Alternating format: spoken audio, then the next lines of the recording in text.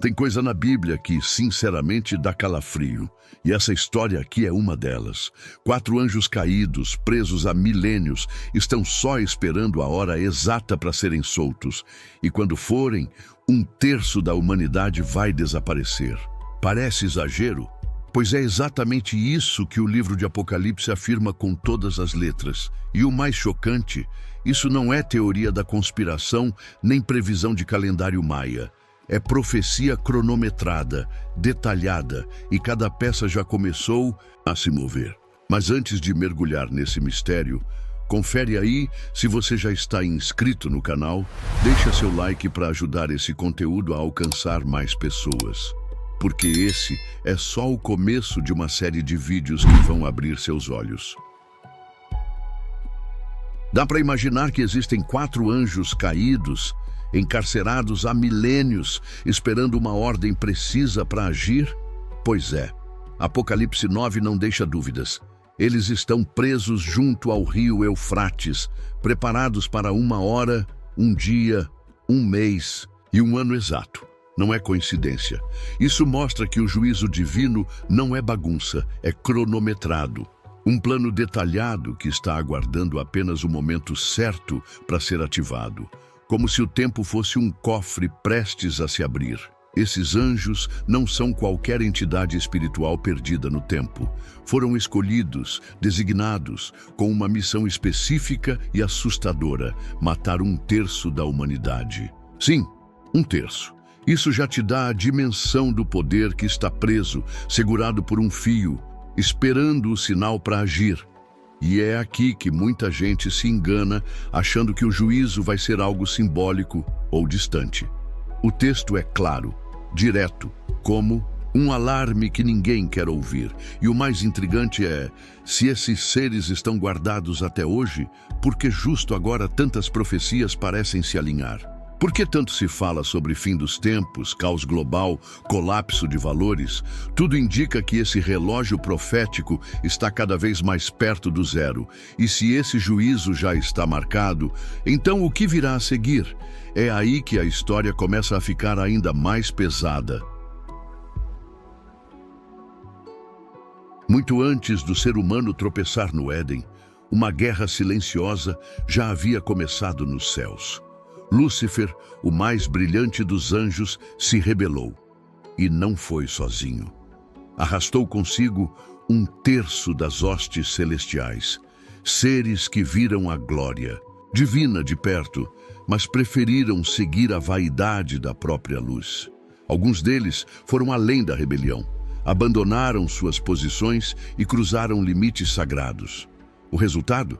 Prisões eternas, como registrado em Judas 1:6 e 2 Pedro 2:4.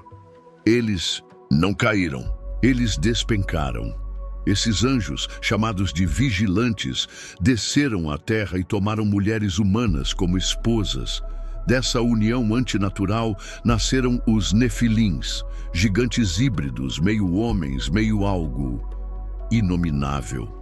O mundo, que já cambaleava no pecado, mergulhou numa espiral ainda mais acelerada de corrupção. Imagine assistir sua criação se deformando diante dos seus olhos. Foi isso que Deus viu. Foi isso que ele precisou interromper com o dilúvio, como se estivesse limpando a lousa. E pensa que isso ficou só lá atrás? Os ecos dessa rebelião ainda reverberam hoje.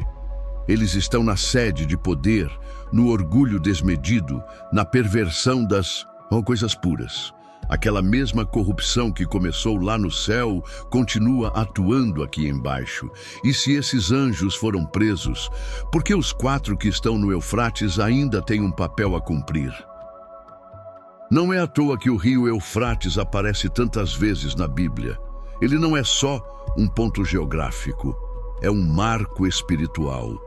Foi perto dali que ficava o Éden, e foi também nessa região que surgiram os maiores impérios que se levantaram contra Deus: Babilônia, Assíria, Pérsia. O Eufrates, portanto, carrega mais do que água. Ele carrega o peso simbólico da rebelião humana, da tentativa insistente de construir torres até o céu com as próprias mãos. E por que os 4 anjos estariam presos justamente ali? Porque o lugar é carregado de significados. Babilônia, por exemplo, é mais do que uma cidade antiga, é o símbolo da arrogância espiritual. Foi lá que Nabucodonosor mandou erguer uma estátua de ouro e obrigou todos a adorarem. Foi lá que Daniel foi lançado na cova e os hebreus na fornalha. O Eufrates banha toda essa narrativa de afronta, julgamento e libertação. Interessante, né? O lugar onde o orgulho floresceu será também o palco do juízo. E o que isso tem a ver com a gente? Bom, se existe uma nova Babilônia espiritual surgindo, com seus valores distorcidos, sua adoração ao poder e seu desprezo à verdade, pode ter certeza que o cenário já está sendo armado. E adivinha quem está prestes a entrar em cena? Imagine fechar os olhos e ver um exército de 200 milhões de cavaleiros. Parece exagero, pois foi exatamente esse número que João descreveu em Apocalipse. Não estamos falando de qualquer exército. Esses cavaleiros têm cavalos com cabeças de leão, bocas que lançam fogo e enxofre, e uma aparência tão aterradora que nem o melhor filme de ficção científica conseguiria reproduzir. Literal ou simbólico, o impacto é o mesmo. O mundo nunca viu algo assim. Agora, pense comigo. E se isso não for um exército visível, mas uma força espiritual por trás de armas, governos e sistemas? Dá até para traçar um paralelo com a tecnologia militar moderna. Mísseis hipersônicos, drones com inteligência artificial, armas químicas. É como se João tivesse visto uma guerra do futuro com os olhos do passado.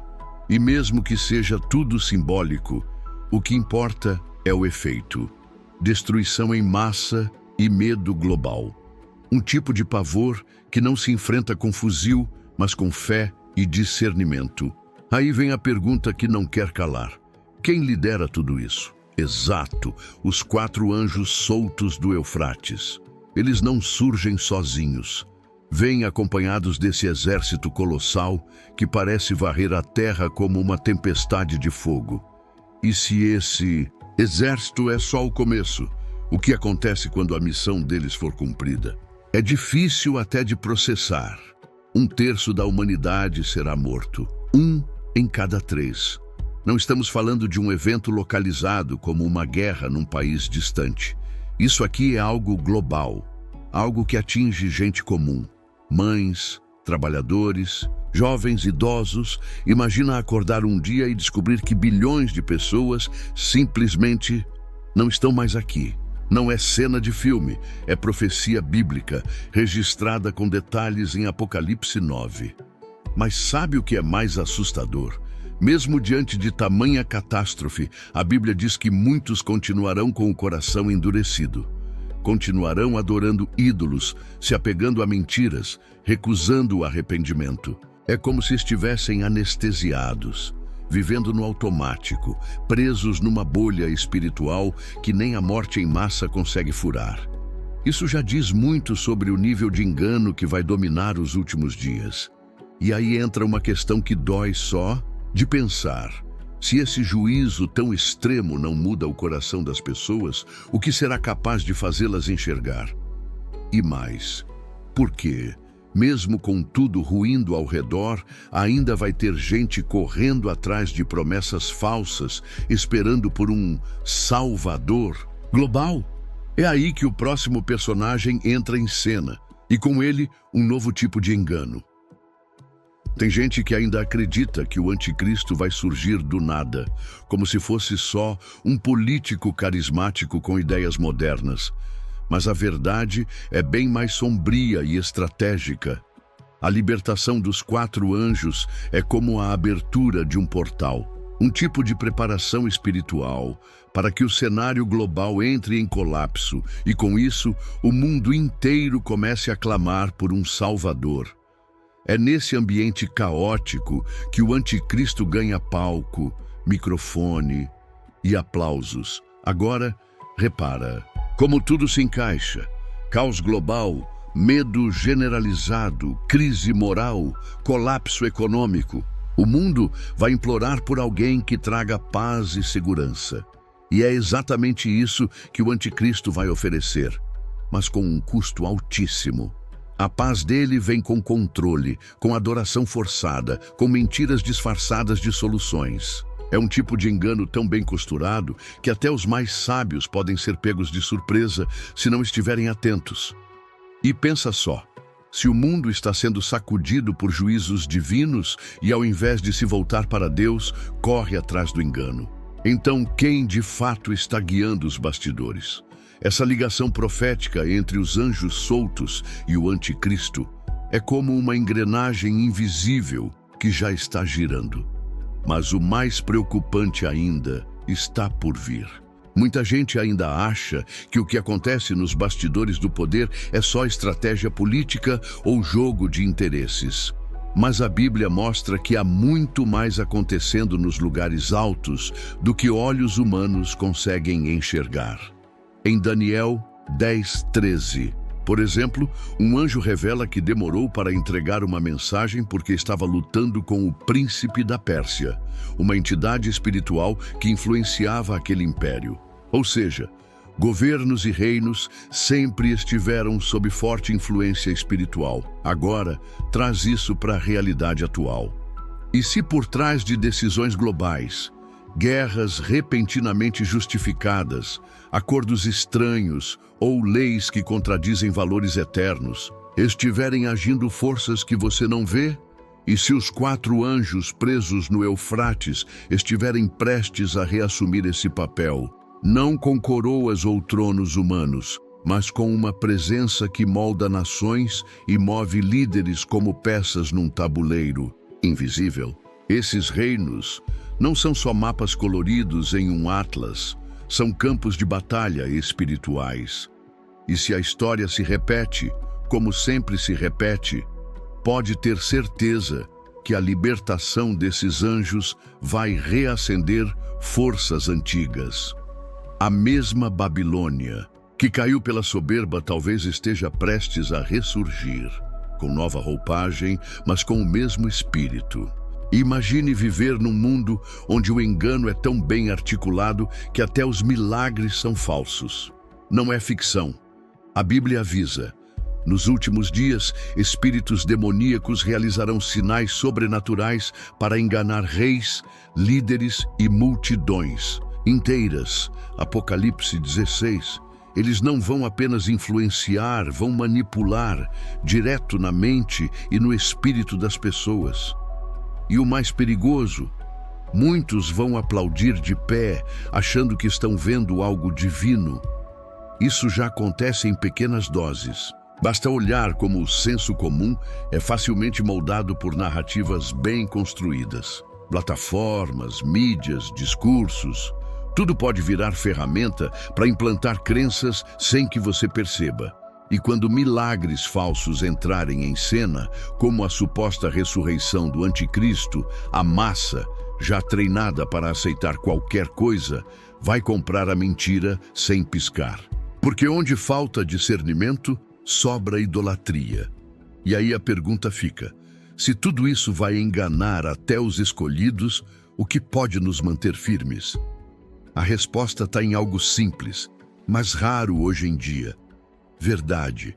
Uma mente treinada na verdade, uma fé enraizada, é a única barreira contra esse tipo de manipulação. Mas mesmo com tudo isso, o que será que vem depois, quando o engano tiver dominado o mundo inteiro? Chega uma hora em que a tensão espiritual explode. E é disso que trata o Armagedon, a batalha final entre o bem e o mal, o clímax de tudo que foi se desenhando até aqui. Não é só uma guerra de tanques ou mísseis, é uma guerra de reinos. De um lado, o anticristo, o falso profeta e as forças espirituais do engano. Do outro, Cristo, montado num cavalo branco, liderando um exército celestial. O campo de batalha não será apenas físico, mas principalmente espiritual. É como se o céu e a terra colidissem. Aquilo que muitos trataram como símbolo ou metáfora se revela real e inevitável. Nessa hora, Não vai ter discurso bonito, nem diplomacia que resolva. Será uma intervenção direta do céu. Cristo não virá mais como cordeiro, mas como leão, com olhos de fogo e uma espada afiada que sai da sua boca. E diferente das guerras humanas, essa não será longa, será rápida, certeira e definitiva. Mas antes dessa batalha acontecer, algo muito importante precisa ser compreendido. Ninguém estará neutro. Cada pessoa estará de um lado, mesmo que ache que está no meio. E quando o céu se abrir, o tempo de decidir terá acabado. Mas, e depois da guerra? O que acontece com os que estavam do lado errado? Chega um ponto em que não dá mais para fugir da pergunta: para onde vamos depois de tudo isso? Quando a poeira do Armagedom baixar, os anjos caídos, o anticristo e Satanás serão lançados no lago de fogo, um destino definitivo, sem retorno. Mas a Bíblia é clara: esse juízo não é só para eles, também é para todo aquele que rejeita a verdade, que escolhe a mentira, mesmo diante de todos os sinais. Existe um destino eterno reservado para cada escolha feita aqui. A boa notícia? Ainda há tempo. Jesus não veio apenas anunciar o juízo, ele veio oferecer um escape. Aqueles que o seguem, que escolhem a luz em meio à escuridão, farão parte do novo céu e da nova terra. Um lugar onde não há mais dor, nem choro, nem guerra. E não é só poesia, é promessa. Uma esperança viva que sustenta e transforma. A vida ainda aqui. É como se Deus dissesse: filho, ainda dá tempo de mudar de lado. Só que essa decisão ninguém pode tomar por você. É pessoal, não depende de rituais ou cargos religiosos. É uma entrega de coração, sincera e real. E a pergunta que ecoa no final de tudo é: você já escolheu de que lado vai estar? Porque o tempo está quase acabando. Agora me diz, se esses anjos estão prestes a serem soltos, qual será o papel do mundo nisso tudo? Você acredita que essa profecia já está se cumprindo? Escreve aqui nos comentários a sua visão sobre isso. Quero muito saber o que você pensa. E olha, se esse vídeo te trouxe alguma reflexão, não guarda só para você. Compartilha com alguém que também precisa acordar para a realidade espiritual que estamos vivendo. Aproveita e clica no vídeo que está aparecendo aí na tela, porque ele complementa esse conteúdo e vai abrir ainda mais seus olhos sobre os eventos. E no finais, se inscreve no canal, ativa o sininho e vem caminhar com a gente nessa jornada de sabedoria e verdade. Eu sou a luz do mundo e a gente se encontra no próximo vídeo.